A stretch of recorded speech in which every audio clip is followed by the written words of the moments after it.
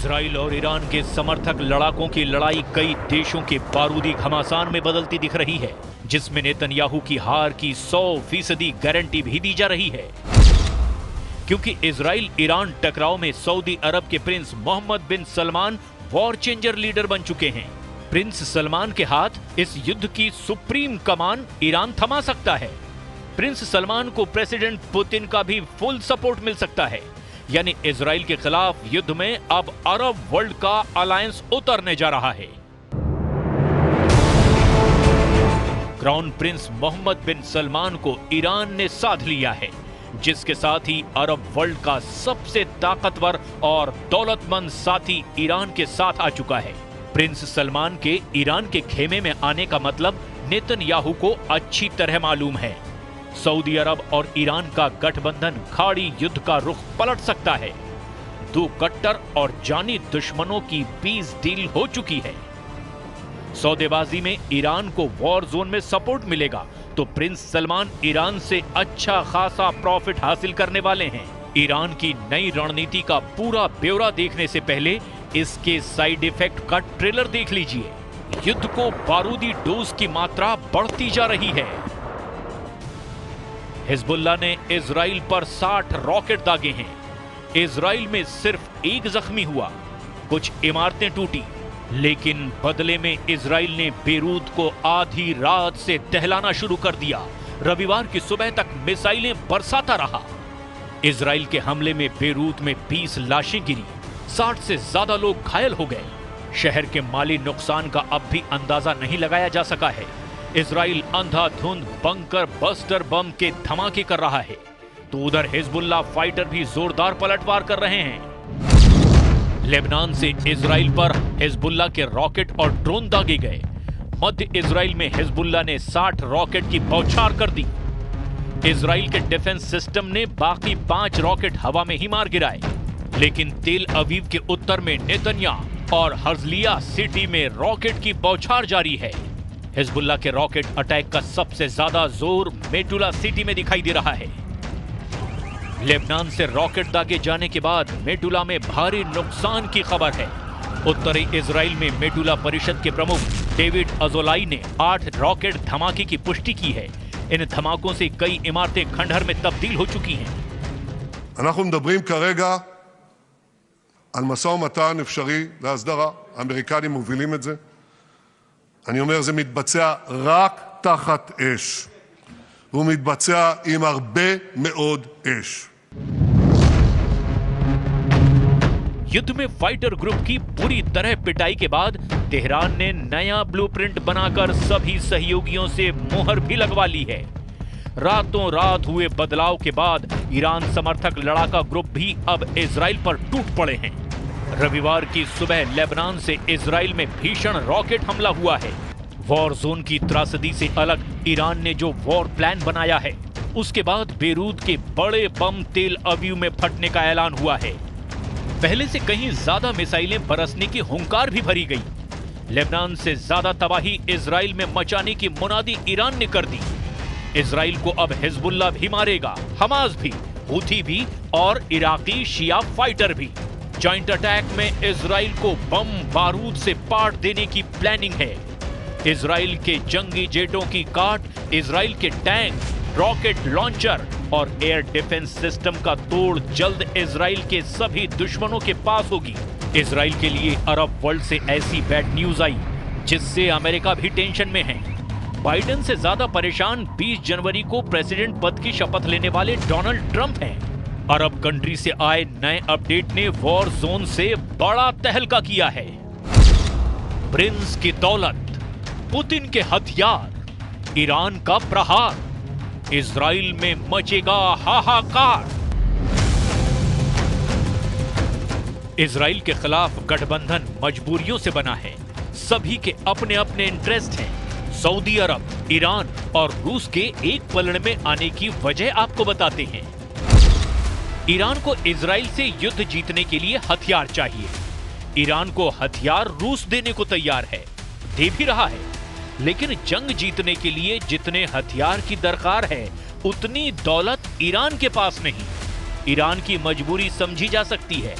तो रूस भी मुफ्त में हथियार दे नहीं सकता, क्योंकि पुतिन खुद यूक्रेन जंग में उलझे हुए हैं, युद्ध के खर्चे से परेशान हैं। पुतिन को भी युद्ध जारी रखने के लिए बेहिसाब दौलत चाहिए। ईरान से दोस्ती निभाने के लिए पुतिन हथियार देंगे, लेकिन उसकी कीमत ईरान कहां से चुकाएगा? इन सभी प्रॉब्लम का सलूशन किसी के पास है, तो वो है सऊदी अरब के क्राउन प्रिंस मोहम्मद बिन सलमान, जिन्हें ईरान के सुप्रीम लीडर अपने खेमे में लाने में लगभग कामयाब हो चुके हैं। अमेरिका ने अगर अड़ंगा नहीं लगाया तो अरब वर्ल्ड में बना नया अलायंस इजराइल को युद्ध में धूल चटा देगा। नेतन्याहू के खिलाफ ईरान ने सारे मोहरे सेट कर दिए हैं। खामनेई की वॉर डील सुपर पावर को सन्न करने वाली है। सऊदी अरब अब तक अमेरिका का सबसे बड़ा सहयोगी रहा है। प्रिंस सलमान ने अमेरिका की अनदेखी कभी भी नहीं की है। बदले हुए हालात में प्रिंस सुपर पावर को भी अनसुना कर सकते हैं, और ऐसा इसीलिए कि ईरान और सऊदी की डील डन हो चुकी है।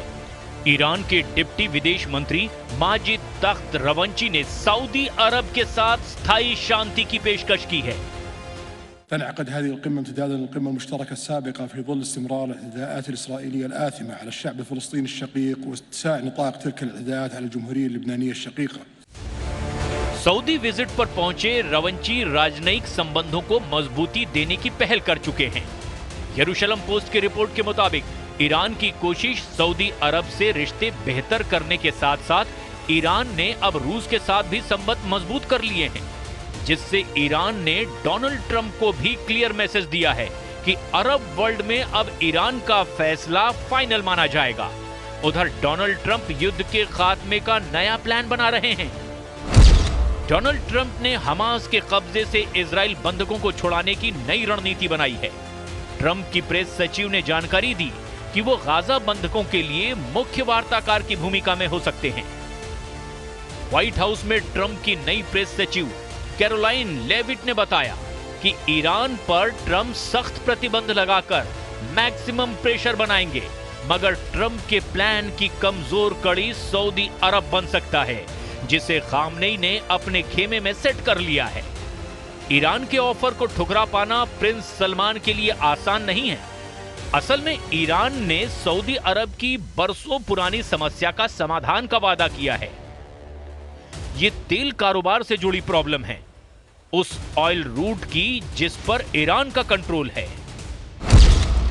हॉर्मुज जल डमरू मध्य रूट की तेल कारोबार में अहम भूमिका है, जिसे ऐसे समझा जा सकता है कि फारस की खाड़ी से ओमान की खाड़ी और अरब सागर तक हॉर्मुज जल डमरू के मध्य से हर दिन 20 मिलियन बैरल तेल का कारोबार होता है, और यह दुनिया के तेल व्यापार का 30% है। सऊदी अरब, संयुक्त अरब अमीरात, ओमान, ईरान, कतर और कुवैत ऊर्जा आपूर्ति के लिए इसी रूट पर बहुत ज्यादा डिपेंड करते हैं, जिसमें खास बात यह है कि हॉर्मुज जल डमरू मध्य पर ईरान का नियंत्रण है। ईरान ऑयल रूट की सबसे बड़ी अड़चनें दूर करके सऊदी अरब और अरब देशों को अपने पाले में लाने की कोशिश में जुटा है। इसके साथ ही ईरान सऊदी अरब के प्रिंस के ड्रीम प्रोजेक्ट सलमान नहर को बनवाने में भी मदद कर सकता है। प्रिंस सलमान ने साल 2015 में नए ऑयल रूट का प्रस्ताव पेश किया, जिसमें 950 किलोमीटर लंबी नहर बना करके अलग रूट से तेल कारोबार की योजना बनाई गई, जिसमें 950 किलोमीटर लंबी नहर अरब की खाड़ी को अदन की खाड़ी से जोड़ेगी, जो सऊदी अरब के पूर्वी प्रांत से यमन के रास्ते अदन की खाड़ी को जोड़ेगा, जिससे तेल कारोबार में कम वक्त लगेगा और बड़ी बचत भी होगी। प्रिंस सलमान की सारी प्रॉब्लम सॉल्व करने के एवज में ईरान सिर्फ उनसे आर्थिक मदद चाहता है, जिससे ऐसे हथियार की खरीद की जाए जो इजराइल को युद्ध में हराने के लिए काफी हो। रूस और तुर्की के पास ऐसे हथियार हैं। प्रेसिडेंट पुतिन ने पहले भी ईरान को हथियार सप्लाई कर मुश्किल वक्त में साथ दिया है।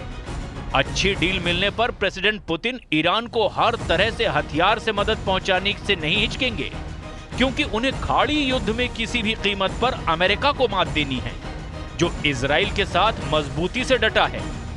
सुपर पावर के खिलाफ किसी भी मोर्चे पर पुतिन उसके दुश्मनों के साथ ही होंगे, ये भी तय है। ऐसे में इजराइल का युद्ध में बचना मुश्किल होगा।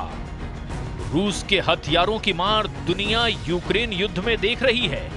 हाइपरसोनिक मिसाइलों से मची तबाही ने दुनिया भर को थर्रा दिया है। नेटो जैसा सैन्य संगठन भी रूस से सीधे टकराने की हिम्मत नहीं जुटा पा रहा। ऐसे में इजराइल अकेले तमाम दुश्मनों के आगे कितने दिन टिक पाएगा, ये बताने की जरूरत नहीं। और फिर युद्ध में अमेरिका के साथ के बगैर इजराइल का बचना भी बहुत मुश्किल होगा।